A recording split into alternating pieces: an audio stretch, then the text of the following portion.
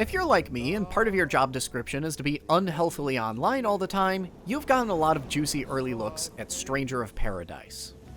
The final curtain. My mission is to kill chaos. That's all I know. Me too. Good. We're all on the same hunt. Wow. So this is what the city's like. I'd forgotten. Looks like you're as forgetful as the rest of us. Am I? I guess so. Bullshit.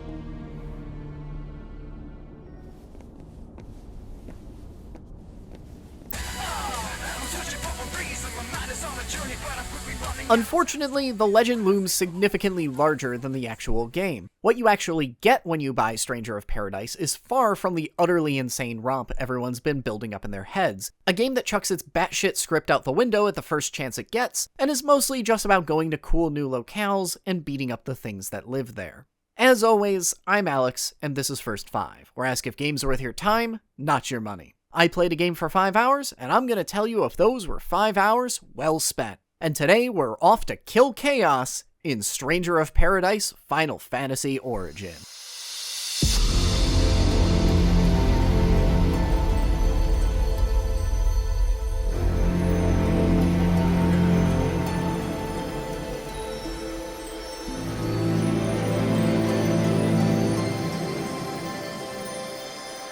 Whether for better or worse, Stranger of Paradise was shaping up to be a truly singular experience. While many of its early looks appeared utterly baffling, there was still a magnetic appeal to this game, a very specific combination of a clearly directed artistic vision attached to a project that appeared like it was completely off the rails. Whether it would be mad genius or just so bad it was good was still up in the air, but everyone was expecting it to be wildly unique. And unique is the last thing to dare hope for from the AAA space these days.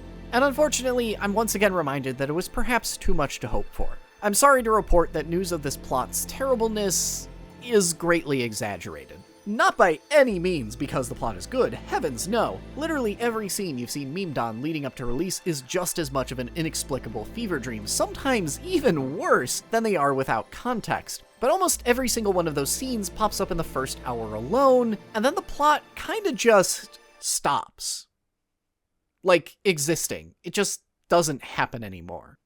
So this game is a reimagining of Final Fantasy I, and if you don't know your video game history, FF1 doesn't really have a plot. It's an extremely threadbare and vague excuse to send you out there and get to smacking monsters. And Stranger of Paradise does take some absolutely wild swings in its opening hour to try and put a little bit of meat on the skeletal plot, many of which you've seen getting lampooned for weeks at this point. But once the opening stakes are established, the plot stops happening. It doesn't matter. You smash faces for 45 minutes, you get to the end of a level, the boss tells you your MacGuffin is in another castle, somebody mentions chaos, and you go smash faces for another 45 minutes. It falls into the exact same threadbare rhythm of the game it's reimagining. I have literally gone through 4 hours of video game with only a single idea approaching a plot point expressed on screen. Never mind actual coherency, you're coming to the wrong game if you're even expecting a plot at all. There is no point to this story beyond just facilitating cool fights.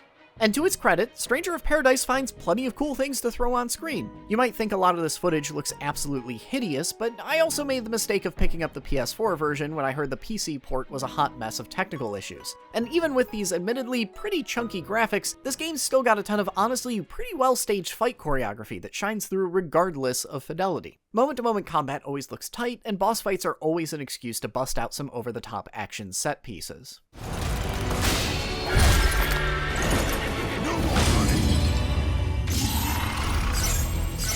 But alright, if the game doesn't have a plot, what does it have? Well, it's got a pretty well-oiled combat system that is actually decently fun to play with, a job system that lets you mix and match from classic Final Fantasy classes and make your own personal favorite build, and a pretty extensive gear system. Let's start with the most lightweight of these systems and work upwards. So, gear system. You'll be buried in literally hundreds of pieces of randomly generated gear, all of it largely interchangeable and mostly just about grabbing whichever piece gives you the biggest numbers. It's largely busy work, but the one wrinkle is that sometimes you'll luck into finding a piece of gear that improves your class affinity, which will in turn give you more buffs and yet bigger numbers. This system might sound rather tedious and time-consuming, and if not for the inclusion of a button that just auto-equips your best gear, it would be. But the big upside to this design choice is that most of the progression in this game is tied to your gear, not your class. If you've been playing Mage for the last 3 missions and suddenly want to play Marauder instead, you can just do that, and you neither have to worry about getting crushed by arbitrary math because you started over at level 1, or go back and replay old missions to re-level a new class. It's a wonderfully flexible system that allows you to get to the fun and do whatever you want without having to worry about grinding. This is all because class swapping is highly encouraged. You're allowed to bring 2 along with you and can even swap between both classes mid-combo, but the job system is also going to require you to level a good half dozen of them if you want to get the shiniest top-tier classes. This is not a game that lets you just pick a build and stick with it. Already 5 hours in, I've been leveling like 4 different classes, each with their own style of play and little synergies with each other. My favorite being the Marauder with its absolutely dummy thick wind-up damage, and the Lancer for its polar opposite flighty and technical gameplay. And I'll be honest, these classes don't individually bring too many exciting benefits to the table. They're mostly passive buffs that you don't really feel the effect of in combat, and unlock a few special abilities that all basically do the same thing by doing damage right in front of you. You only get like 1 or 2 exciting things from a class, but the big twist is that once you level up several of them, you can cherry pick abilities from each one, and you start getting the foundation of a surprisingly fun combat system. And really, that's where all of this comes together. The nothing story doing its darndest to be as invisible as possible, the breadcrumb trail of cool boss fights, the tedious gear system that frees up the rest of the game to do whatever it wants, the modular and fluid class system. The linchpin that all these different elements are supporting is the combat. If you buy this game, this is what you're getting it for.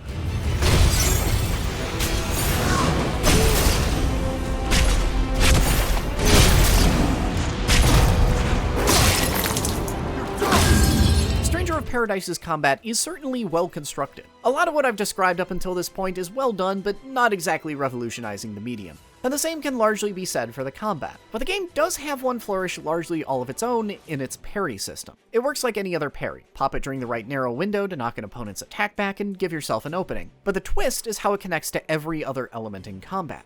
A lot of your big abilities are attached to a mana bar, but the primary way you get mana is by parrying. You've got this endurance bar that goes down whenever you get hit or block, and when it drains completely, you get staggered and straight mollywopped. But when you parry, you start draining that bar before you even get hit, which means you can hold the button down for a longer parry window, but if you hold it down too long, the attack might just smash through your endurance meter and hit you anyway, even with a properly timed parry. And then different enemies have special attacks unique to them, and if you happen to parry one of these attacks, you can actually use that ability yourself and fling it right back at their buddy that might be weak to that attack. Stranger of Paradise's parry plays into basically every other element of combat, and the many ways it does so is what really glues the gameplay together and gives it its own personality. Everything else around it is all stuff we've seen 100 times before, but this one flourish does give the game a bit of a pulse.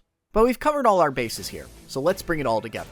What do you get out of 5 hours with Stranger of Paradise Final Fantasy Origin? That's enough to actually get a pretty solid feel for the gameplay, but it doesn't feel like I'm particularly far through the game. FF1's original plot had you chasing down 4 MacGuffin crystals, and 5 hours into Stranger of Paradise, I haven't even seen one, much less acquired it. So, yeah, there's a lot of game left. And I'll admit that I've been a little harsh on Stranger of Paradise here.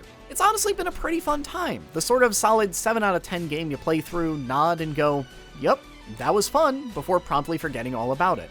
Because if I'm being honest, Stranger of Paradise's only real problem is just how normal it is. Depending on your tastes, much ado has already been made about how absolutely mind-shatteringly awful or incredible this game was going to be. But the actual truth, that it's a very solid action game with a non-existent story sloppily bolted onto it, is far more mundane. And that's a little disappointing in this day and age when solid but safe could describe almost anything in the AAA space. I would take the mythical Madhouse version of Stranger of Paradise that everyone built up in their heads, where Jack was blasting random rock songs on his headphones every 5 minutes and nobody could carry a proper conversation to save their lives, over what I actually got. Because at least I could say that the former had a striking artistic vision that it committed to. I'd take that over whatever open-world Ubisoft game is coming out this month, and I'd take that over the latest Call of Duty. What's on display here is perfectly fine and will give you a good time if you like action RPGs. Go on, buy it, knock yourself out.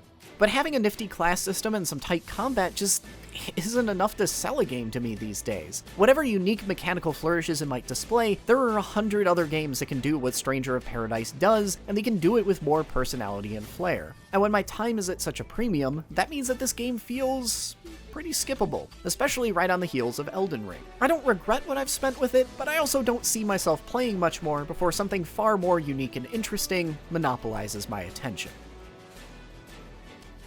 Hey, by the way, I've got a Patreon. If you enjoyed the video enough to get all the way here, you should go throw money at it. But thank you for watching all the way through. I hope you enjoyed this review of Stranger of Paradise, and I'll see you all next time.